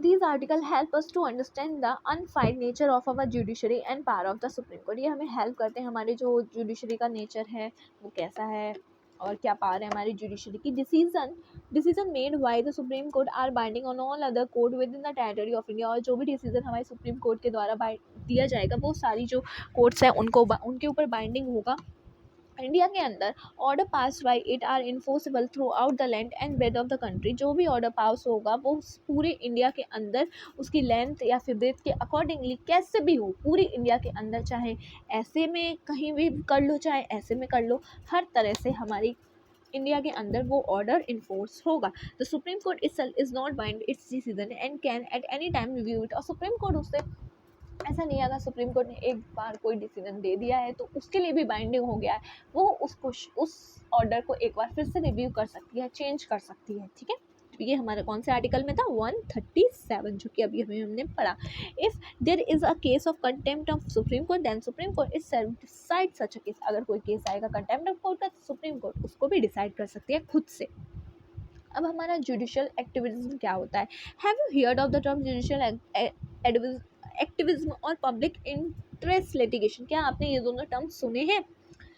Both these terms are often used in the discussion about judiciary in recent time. But ये जो terms जो हैं ये अभी recent time में discussion में हैं judiciary से related. Many people think that these two things are revolutionary the function of judiciary and made it more people friendly. और ये जो terms हैं कुछ लोग ये ऐसे समझते हैं कि ये जो terms हैं ये हमारे जुडिशल जो है वो हम जुडिशरी को वो हमारे पब्लिक फ्रेंडली बनाते हैं। The chief instrument through which judicial activism has flourish in India in public litigation or social action legislation.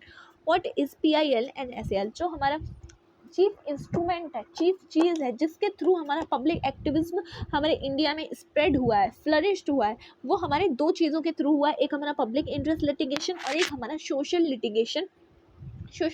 Action litigation. अब हमारे PIL और SAL क्या होता है? How and when it is emergent, और कैसे ये एमर्जेंट हुआ है और कब हुआ है? In normal course of law an individual can approach the court only if he or she has been personally aggrieved. So एक नॉर्मल केस में तभी एक इंसान कोर्ट में जा सकता है, अपील कर सकता है जब वो उस केस में पर्सनली इन्वॉल्व हो। This is to say that a person who right has been violated or when and who is involved in a dispute could move the court। भाई अगर किसी केस में कोई इंसान खुद इन्वॉल्व है, कुछ उसके ऊपर कुछ लांछन लग रहा है या उस वो इंसान के ऊपर कुछ डिस्प्यूट है, उसके रिगार्डिंग कोई डिस्प्यूट है, तभी जाके वो इंसान कोर्ट में अपील कर सकता है। बट ये जो पब्लिक इंटरेस्ट लिटिगेशन है ये डिफरेंट कॉन्सेप्ट है। ये कॉन्सेप्ट है the underwent a change around 1979, जब हमारा 1979 में court set the trend when it decide to hear a case where the case were filed not by aggrieved person but by other on their behalf. जब हमारा 1975 में 79 में case आया जिसमें हमारी सुप्रीम कोर्ट ने एग्री किया, कोर्ट ने एग्री किया कि जो भी केस आएगा ज़रूरी नहीं कि जो उस केस में इन्वॉल्व है वही पर्सन हमारा, जिस पे वो अत्याचार हो रहा है वही पर्सन उसमें हमारा अपील कर सकता है, हमारा एग्रीव्ड पर्सन ही उसमें अपील कर सकता है। बल्कि जो अगर कोई इंसान सफ़र हो रहा है और उसके पास इतना पैसा नहीं है कि इतना कैपेबल नहीं है वो इंसान कि वो जाके अपील कर सके, तो उसके बिहाफ पर जो दूसरा कोई इंसान होगा वो इंसान अपील कर सकता है। As this case involve a consideration of an issue of public interest, पर वो तभी अपील होगा जब वो केस किसी पब्लिक इंटरेस्ट के इश्यू को देख रहा हो, मतलब पब्लिक के लिए कुछ इंटरेस्टेड चीज़ हो। It in such other case came to be known as public interest litigation, और इसको हम कहते हैं public interest litigation. Around the same time the supreme court also took up the case about right of prisoner. इसी time पे हमारी supreme court ने एक और केस लिया जिसमें उन्होंने राइट ऑफ प्रिजनर के बारे में बताया। This open the gate for the large number of cases where public spirit citizen and voluntary organizations sought judicial intervention for the protection of existing right, betterment of life condition of the poor, protection of the environment and many other issues in the interest of the public। PIL has become the most important vehicle of the judicial activity। So हमारी अगर फिर एक case आया जिसमें हमारे prisoner के कुछ rights हो गए, जिसमें उनको एक सेफ एनवायरनमेंट चाहिए होगा, जिसमें वो अपने उनको इतना अगर वो केपेबल नहीं है तो वो उनके पास राइट है कि वो अपने आप को मतलब अपील कर सकते हैं। सो ये सारे जो भी एनवायरनमेंट है ये सब हम पब्लिक इन सब चीज़ के रहते, जो भी पब्लिक से इंटरेस्टेड अगर कोई केस है तो उसमें हमारी कोई भी इंसान उसके बिहाफ पर काम कर सकता है, जिसको हम PIL कहते हैं। और PIL हमारा एक बहुत ही इम्पॉर्टेंट व्हीकल है, बहुत ही इम्पॉर्टेंट प्ले करता है रोल हमारे जुडिशल एक्टिविज्म में। Judiciary which is an institution that traditionally confined to responding to case brought before it, begin considering many cases mainly on the basis of newspaper reports and postal complaints received by the court। और अब क्या हो रहा है कि judiciary जो है, जो हमारे responsive to case brought before it, जो हमारे केस आते हैं उसमें हमारी जो जुडिशरी है वो हमारी अगर कोई न्यूज़पेपर में कुछ देख लेती है या फिर कोई पोस्टल कंप्लेंट होती है या फिर कोई रिपोर्ट होती है, उनके थ्रू भी अपने आप को कोर्ट अपने आप मतलब कोई भी केस ले सकती है अपने अंदर। Therefore, the term judicial activism became the more popular description of the role of judiciary। और ये हमारा बहुत ही ज़्यादा इंपॉर्टेंट रोल प्ले करता है जुडिशरी एक्टिविज्म में, पॉपुलर हो गया है बहुत ज़्यादा। ठीक है, अब सम अर्ली PIL, कुछ PIL है जो हमारी 1979 में न्यूज़पेपर पब्लिश हुआ था अंडर ट्रायल, जिसमें जो अंडर ट्रायल था जिसमें जो बहुत सारे प्रिजनर थे बिहार के जिनने अपनी बहुत ज़्यादा टाइम स्पेंड किया था एक जेल में, वो भी उतना टाइम जो कि उनके पनिशमेंट से ज़्यादा था जो उनने ऑफेंस किया था उसके अकॉर्डिंगली। उसके बाद जब prompt and advocate a file a petition, the Supreme Court heard this case, it became famous as one early PIL। तब जाके एक एडवोकेट ने उनके उनके उनके बिहाफ पर एक PIL फाइल करी थी जिसमें सुप्रीम कोर्ट ने वो केस का सुना था, सुनवाई करी थी उस केस की। तब जाके एक हमारा ये जो PIL का वो था वो फेमस हुआ था, पॉपुलर हुआ था। अब हमारा एक 1980 में केस हुआ था जिसमें हमारा तिहाड़ जेल में जो हमारे scribble piece of paper to justice Krishna Iyer of the supreme court narrating physical torture of the prison, जिसमें हमारे जस्टिस कृष्ण अय्यर थे, उन्होंने एक PIL फाइल किया था जिसमें उन्होंने कहा था कि जो हमारे तिहाड़ जेल में जो प्रिजन है उन पे फिजिकल टॉर्चर किया जा रहा है, उसके अराउंड में जो कन्वर्टेड इनटू पेटिशन, जिसमें उन्होंने एक पेटिशन फाइल करी थी, मतलब एक PIL फाइल करी थी जिसमें कोर्ट ने अपना डिसीजन दिया था, वो भी हमारा पब्लिक इंटरेस्ट लिटिगेशन था। ठीक है, सो ये रहा, कितना रह गया है अभी तो बहुत है।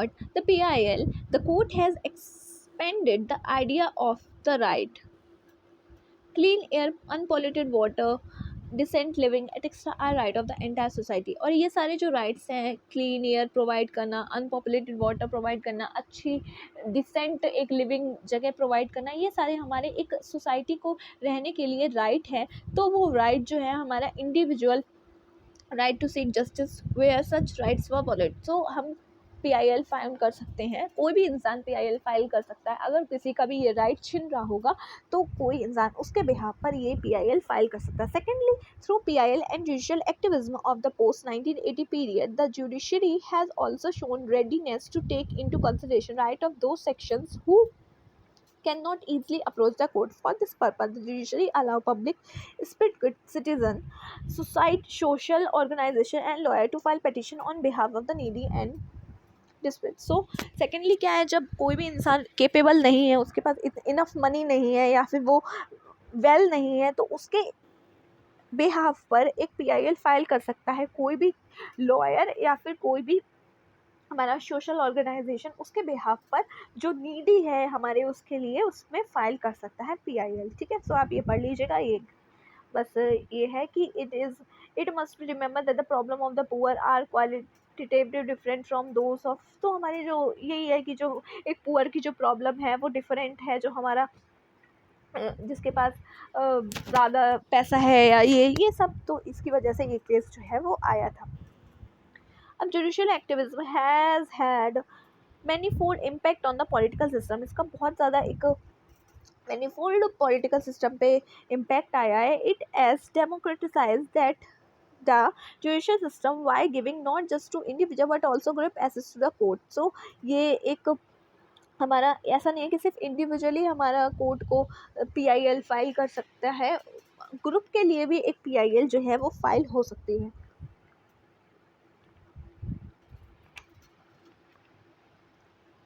It has force executive accountability, ये एक एग्जीक्यूटिव अकाउंटेबिलिटी फोर्स करता है। It is also made an attempt to make the electoral system much more free and fair. और इसने एक ऐसा भी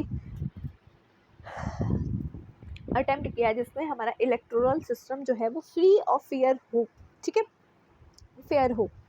the court asks candidate contesting election to the affidavits indicating their asset and inform among with judicial with economical qualification show that the people could elect their representative based on the accurate knowledge। so जो कि election को fair करा जाए और हमारे educational qualities provide करी जाए, जिससे कि लोग जो है अपना नॉलेज के अकॉर्डिंगली अपना कोई भी decision ले पाएँ। There is however a negative side of the large number of PIL and the idea of proactive judiciary.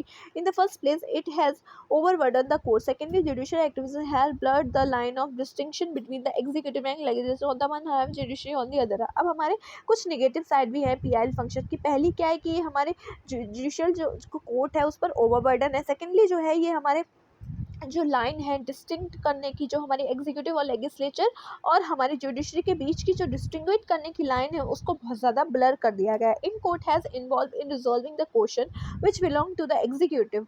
दस for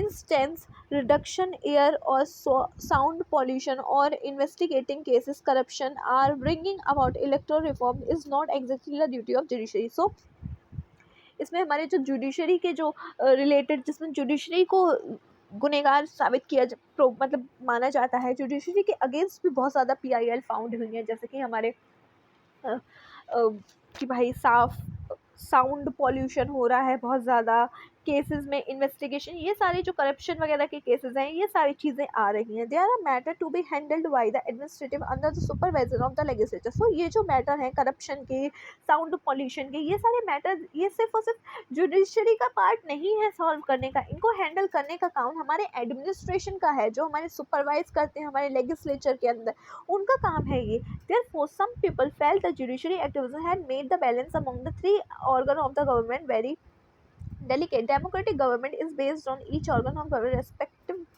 respecting the power and jurisdiction of the other, the judicial activism may be created strength on the democratic principles. So हमारी जो judiciary, जो हमारी balance judicial activism है, वो हमारा एक balance बनाता है हमारे तीनों ऑर्गन के अंदर, और हमारी ये डेमोक्रेटिक गवर्नमेंट में बहुत ही ज़्यादा बैलेंस क्रिएट करता है. ओके, अब यू आर द जज. A group of citizen from a city have approach the court through a PIL asking for an order to city municipal authority to remove slums and beautifying the city in order to attract investor of the city. So एक group of citizens ने city के लिए PIL file करी, जिसमें उन्होंने कहा कि एक हमारी म्यूनसिपल को ऑर्डर दिया जाए कि जो ये स्लम है उसको रिमूव किया जाए, और हमारे जो हमारा वो एरिया है उसको ब्यूटीफुल किया जाए. सो हमारे दे argue that this is the public interest, और इसमें वो ये भी कहते हैं कि जो ये है ये हमारे एक पब्लिक इंटरेस्ट का काम है, मतलब कि ये पब्लिक के लिए. स्लम में बहुत ज़्यादा गंदगी रहती है, जब स्लम चला जाएगा तो हमारा पब्लिक को फ़ायदा होगा. The resident of the slum localities have responded this by saying that this will encroach on their right to life. So इसमें हमारे जो स्लम के जो लोग थे उन्होंने इसको उसको डिफेंड किया, ये क्या कि जो स्लम जो है भाई हमारा घर है, हम वहाँ रहते हैं, ये हमारा राइट है. हमारा राइट टू लाइफ क्या है? राइट टू लाइफ है हमारा जो आर्टिकल 21 के अंदर है, ये हमारा राइट टू लाइफ है कि हमारे घर है, ये हमारे रहने को कोई भी नहीं कर सकता. Right to life is more centre to public interest than the right to a clean city. So जो राइट टू लाइफ है वो एक फंडामेंटल राइट है, और उसका ज़्यादा महत्व है राइट टू क्लीन सिटी. उन्होंने राइट टू क्लीन सिटी के अंदर ये अपील करी कि सिटी को क्लीन करना हमारा राइट है, क्लीन सिटी को लेना. बट उन लोगों ने ये कहा कि राइट टू लाइफ जो है वो ज़्यादा इम्पोर्टेंट है राइट टू क्लीन के अंदर. So imagine that you are the जज. सो आप इमेजिन करिए इसके ऊपर and write a judgment deciding if the PIL involve public interest. So इसमें आप एक जजमेंट दीजिए जिसमें जो PIL जो है वो पब्लिक इंटरेस्ट करे. अरे ये सिर्फ पॉजिटिव एक्टिविटी है और कुछ नहीं है, बच्चों के लिए है क्लास 11 के. सो ऐसा करें. Judiciary and rights. अब हमारा जुडिशरी और राइट्स क्या क्या है भाई?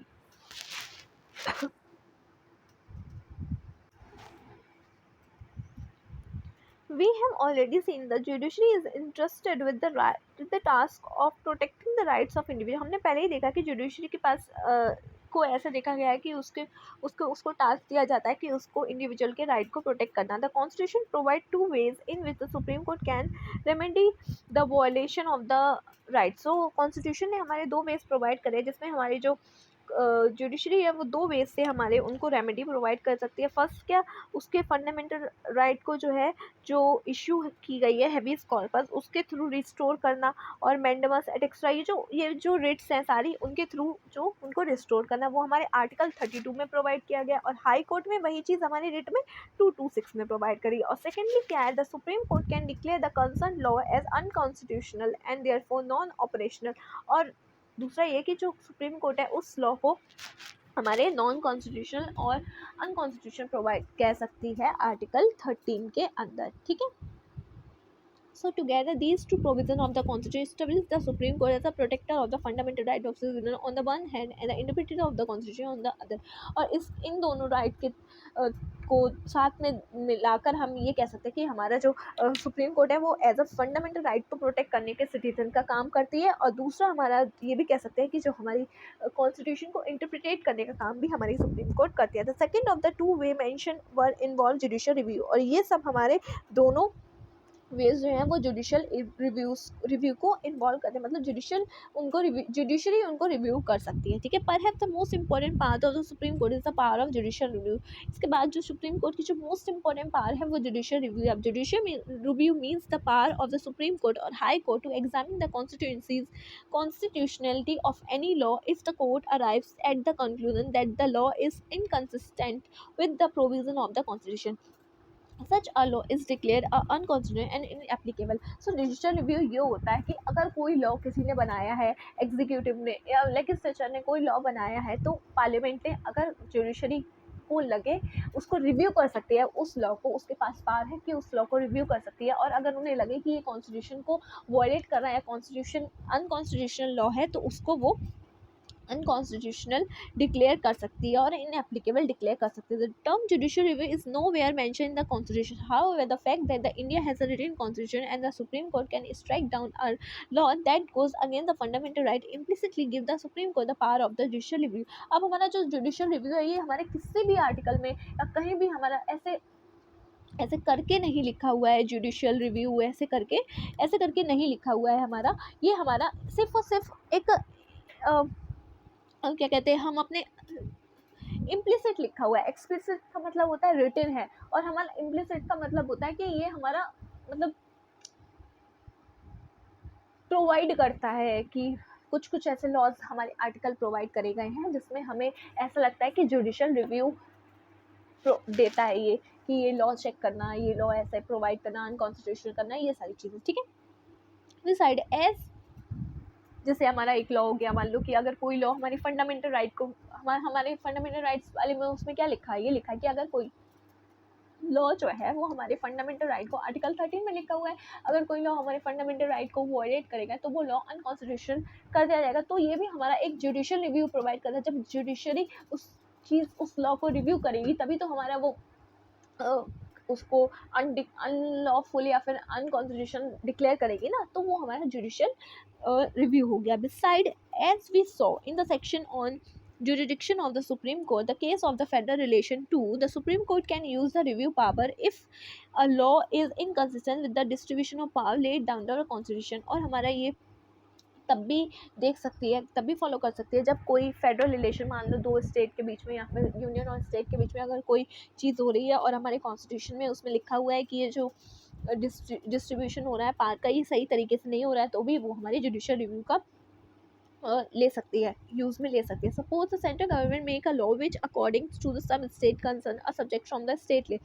सो मान लो जो हमने अभी बताया था, हमने लास्ट चैप्टर्स में आपसे डिस्कस किया है कि जो हमारा 7 शेड्यूल है उसमें 3 लिस्ट हैं, एक हमारी यूनियन लिस्ट है, एक हमारी स्टेट लिस्ट है और हमारी एक कॉन्करेंट लिस्ट है. तो हमारी यूनियन लिस्ट में जो चीज़ें टॉपिक्स लिखे गए हैं उसके अकॉर्डिंगली हमारी यूनियन लॉ बना सकती है. स्टेट में जो लिखे हैं उसके अकॉर्डिंगली स्टेट बना सकती है. कॉन्करेंट लिस्ट में जो लिखे गए हैं उसमें हमारी कॉन्करेंट लिस्ट लॉ बना सकती है. अब हमारी ऐसा कुछ हो गया कि जो यूनियन ने जो हमारी कुछ एक्सेप्शन है उसमें जो हमने अपने लास्ट में पढ़ी थी, बट अगर वो एक्सेप्शन ना होते हुए भी अगर स्टेट लिस्ट के मैटर पे यूनियन ने अगर कोई लॉ बना दिया तो हमारे उसमें जुडिशियल रिव्यू का काम हो जाएगा. जुडिशियल रिव्यू उसमें अपना देखेगी. ठीक है. Then the state can go to supreme court. Supreme court जा सकता है वो स्टेट, और it would declare that the law is unconstitutional. In sense, the review of power Supreme Court include power to review legislation on the ground that they violate fundamental right or on the ground that they violate the federal distribution of power. The review power extend the law passed by the state legislature also. So इसमें हमारी दो type से हमारे judicial review work कर सकता है. एक जब कोई हमारा फंडामेंटल राइट या फिर हमारे राइट्स को जब वायलेट करे, और हमारा या फिर एक फेडरल स्ट्रक्चर हो गया जब उसको वायलेट करे, तब जाके हमारा जो सुप्रीम कोर्ट है वो हमारा जुडिशियल रिव्यू का यूज़ कर सकती है.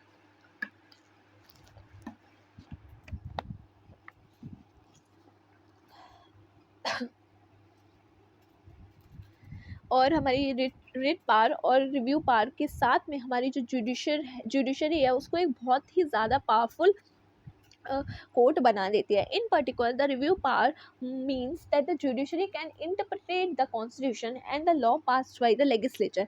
जुडिशरी पावर का मतलब ये हो गया इन पर्टिकुलर की क्या कहते हैं, कोई भी लॉ है या फिर कुछ भी है उसको हमारी जुडिशरी जो है वो रिव्यू कर सकती है और हमारे कॉन्स्टिट्यूशन को इंटरप्रिटेट कर सकती है. Many people think that this feature enable the judiciary to protect the constitution effectively and also the protect the right of the citizen. और ये बहुत सारे लोग ये भी कहते हैं कि ये जो लॉ है ये हमारे जुडिशरी को और हमारे जो फंडामेंटल राइट्स हैं हमारे सिटीजन्स के और हमारा जो कॉन्स्टिट्यूशन है उसको प्रोटेक्ट करने का काम करती है. The practice of the entertaining PIL has further added to the power to the judiciary in protection of right. और PIL की जो प्रोसेस है वो भी इसमें एक और चीज़ ऐड कर देती है जो इसको और ज़्यादा प्रोटेक्टेड बना देती है. Okay. Do you remember that in the chapter on the right we mentioned the right against exploitation? आपको याद है क्या हमने राइट वाले चैप्टर में अपना राइट अगेंस्ट एक्सप्लॉयटेशन वाला वो पढ़ा था. उसमें क्या था, the right prohibit force labour trade and human flesh and prohibition employment of children in hazardous jobs. But the question is, how could who rights are violated approach the court? PIL and judicial activism made it possible for the court to consider these values. Does the court consider a whole set of case, blinding of the jail, intimate by the police, inhuman working condition in the stone quarry, sexual exploitation of children, and so on? This stand has made right recalling meaningful for the proper and disadvantage section. So हमने जो उसमें पढ़ा था कि right against exploitation, उसमें क्या था कि अगर कोई भी बच्चा जो है उसके ऊपर अगर कोई अत्याचार हो रहा है, उसको अगर कोई हजार्डस चीज़ में काम में लगाया जा रहा है, कोई हार्मफुल चीज़ में, तो हम उसको उसके राइट को वॉलेट करने का काम वो कर सकते हैं कि उसके जो फंडामेंटल राइट है उसको वॉलेट किया जा रहा है. बट अब हम कैसे चेक करेंगे कि भाई ये क्या कहते हैं, सुप्रीम कोर्ट कैसे पता करेगी कि ऐसा ऐसा हो रहा है? उसके लिए हमारे PIL वाला फंक्शन है. जब हमारे अगर कहीं भी कोई भी इंसान देखेगा कि इस इंसान का राइट वायलेट हो रहा है, या फिर तो वो खुद जाके चला जाएगा, पर जब वो खुद ही हजार्डस चीज़ में काम करे तो इंसान क्यों ही जाएगा? तो PIL का काम आ जाता है इसमें. PIL हमारी जो है वो उस चीज़ के अकॉर्डिंगली वहाँ पे PIL एक सुप्रीम कोर्ट में फाइल करती है, और उसमें हमारे जो केस जो है वो दिया जाता है, जहाँ पे हमारा अगर कहीं पे किसी बच्चे के साथ में सेक्सुअल एक्सप्लॉयटेशन होता है तब भी हम ये सब कर सकते हैं. तो ये हमारी किसी भी डिसएडवांटेज सेक्शन और पुअर सेक्शन को, हमारे इस राइट को मीनिंगफुल बनाता है. ठीक है. अब हमारा judiciary and parliament. Apart from taking a very active stand on the matter of right, the court has been active in seeking to prevent subversion of the constitution through political party. Thus, areas that were considered beyond the scope of judicial, such as power of the president and governor, were brought under purview of the court. अब हमारे क्या है, कुछ अब हम क्या कहते हैं, हमारे जुडिशियल रिव्यू जो है हमारे एग्जीक्यूटिव और लेजिस्लेचर की जो पावर है उनको रिव्यू कर सकता है. ठीक है. बट कुछ कुछ पावर ऐसी हैं जो कि हमारे गवर्नर की और प्रेसिडेंट की जो पावर ऐसी हैं, उनको जो इम्यून है हमारी, उनको जुडिशियल उनमें इंटरफेयर नहीं कर सकती है, उनको जुडिशियल जो है वो अनकॉन्स्टिट्यूशन नहीं कर सकती है, वो चीज़ें इम्यून है हमारी.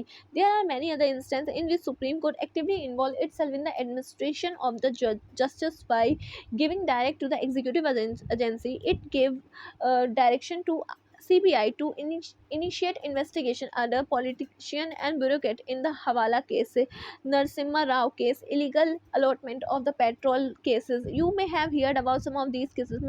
Many of them instance the protocol judicial activism. So क्या होता है कि कभी कभी जब हमारी सुप्रीम कोर्ट है वो डायरेक्टली पार्टिसिपेट नहीं करती है, खुद इन्वॉल्व नहीं होती है उस केस में, वो हमारी किसी और एजेंसी को बोल देती है वो इसको इन्वॉल्व करती है. जैसे उसने हमारी हवाला केस में और हमारी नरसिम्हा राव केस में, इन सारे केसेस में जुडिशरी ने क्या बोला था, CBI को ये केस दे दिए थे और ये कहा था आप इनको इन्वेस्टिगेट करें. ठीक है. तो ये भी हमारा एक ऐसे जुडिशियल एक्टिविज्म की तरह वर्क करता है. ठीक है.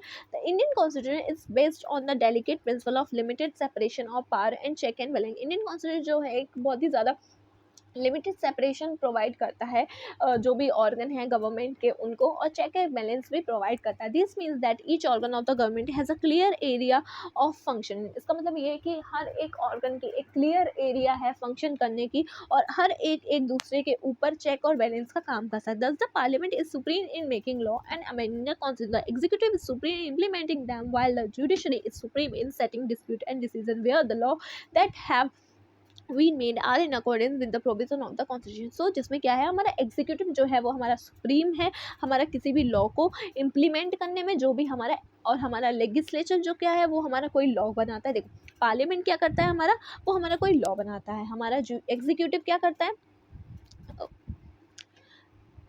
पार्लियामेंट का हमारा काम है लॉ बनाना, एग्जीक्यूटिव का हमारे काम है उस लॉ को इम्प्लीमेंट करना, और जुडिशरी का काम है उस लॉ को चेक करना. मतलब ठीक है, ये सारे काम से अब उनमें एक बैलेंस बना रहता है. Despite such clear cut division of the power of the conflict between the parliament and judiciary and executive, are judiciary has remained a recurrent theme in Indian politics. But in सब differences के बाद, इन सब limitation के बाद भी जो भी इन तीनों के बीच डिस्प्यूट है वो होते रहते हैं.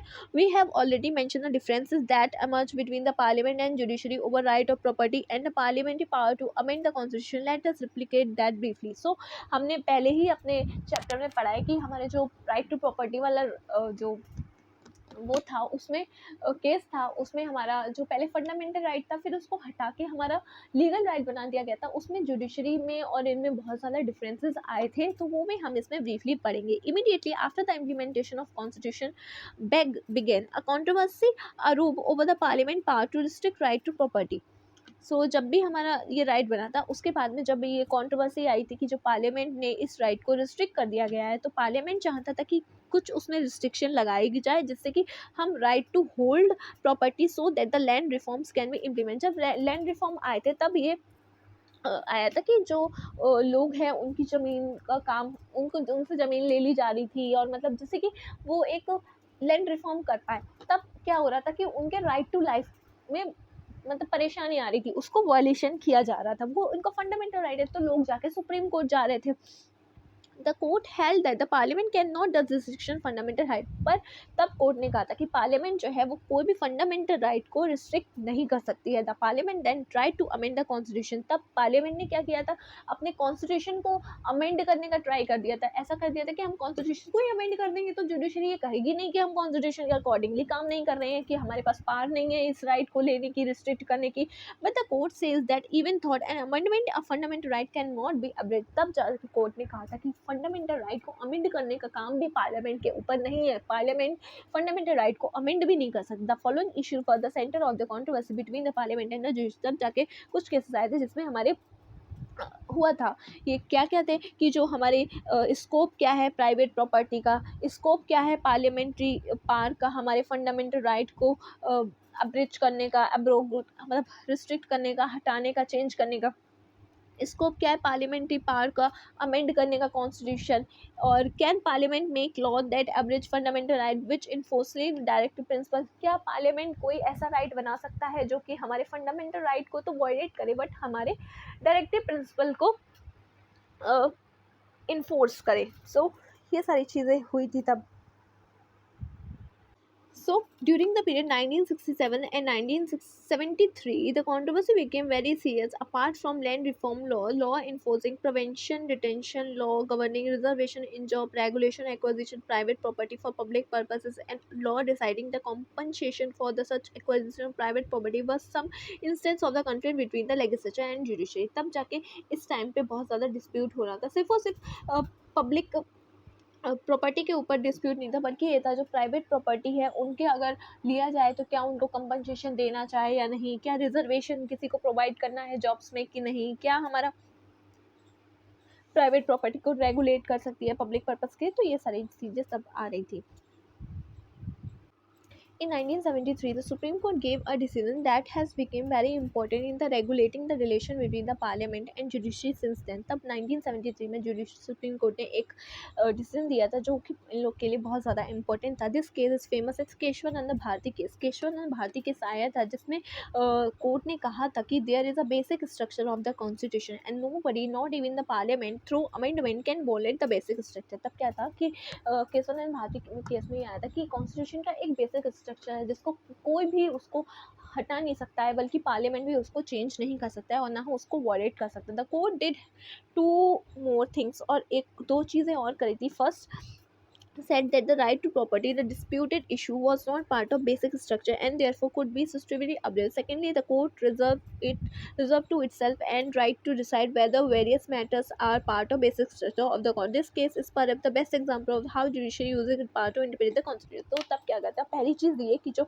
राइट टू प्रॉपर्टी की हमारा जो राइट टू बेसिक स्ट्रक्चर है वो कोई भी वॉलेट नहीं कर सकता है। और क्या कहते हैं, पहला ये कि जो हमारा राइट टू प्रॉपर्टी है वो हमारा बेसिक स्ट्रक्चर का पार्ट नहीं आता है, वो एक बेसिक स्ट्रक्चर नहीं है कॉन्स्टिट्यूशन का। और दूसरा ये कि जब भी कोई चीज़ को बेसिक स्ट्रक्चर डिफाइन करना होगा तो जुडिशरी का काम होगा कि किसी भी चीज़ को बेसिक स्ट्रक्चर डिसाइड करे, और तब जाके हमारा पार्लियामेंट है या फिर कोई भी उस बेसिक स्ट्रक्चर को नहीं हटा सकता। और ये हमारा अच्छे से डिफाइन करता है कि हमारे कॉन्स्टिट्यूशन को इंटरप्रेट करने का बहुत ही ज़्यादा अच्छा एक यूज़ है पावर का। This ruling has change the nature of conflict between the legislature and judiciary as we study early the right to property was taken away from the right of fundamental right in 1979, and then this also helped in changing the nature of the relation between two organs of the government। और इस case के बाद में जो इन दोनों के बीच में dispute होते थे जुडिशरी और लेजिस्लेचर के बीच में, वो ख़त्म हो गए और जो राइट टू प्रॉपर्टी है वो हमारा फंडामेंटल राइट से हट के हमारा लीगल राइट हो गया है, और ये दोनों ऑर्गन में ये रिलेशन बिल्टअप हुआ है. Some issues still remain a bone of contention between the two, but कुछ इश्यूज अभी भी हैं जो बोन है इसकी. Can the judiciary intervention in the regulated the function of the legislature in the parliamentary system. The legislature has a power to govern itself and regulate the behaviour of its member. और parliamentary government में क्या होता है कि जो governor होता है, एक अभी पूरा पढ़े. In the parliamentary system the legislature has a power to govern itself. तो पार्लियामेंट्री सिस्टम में क्या होता है, लेजिस्लेचर के पास पावर होती है कि वो अपने आप को गवर्न कर सकता है. Thus the legislature has punish a person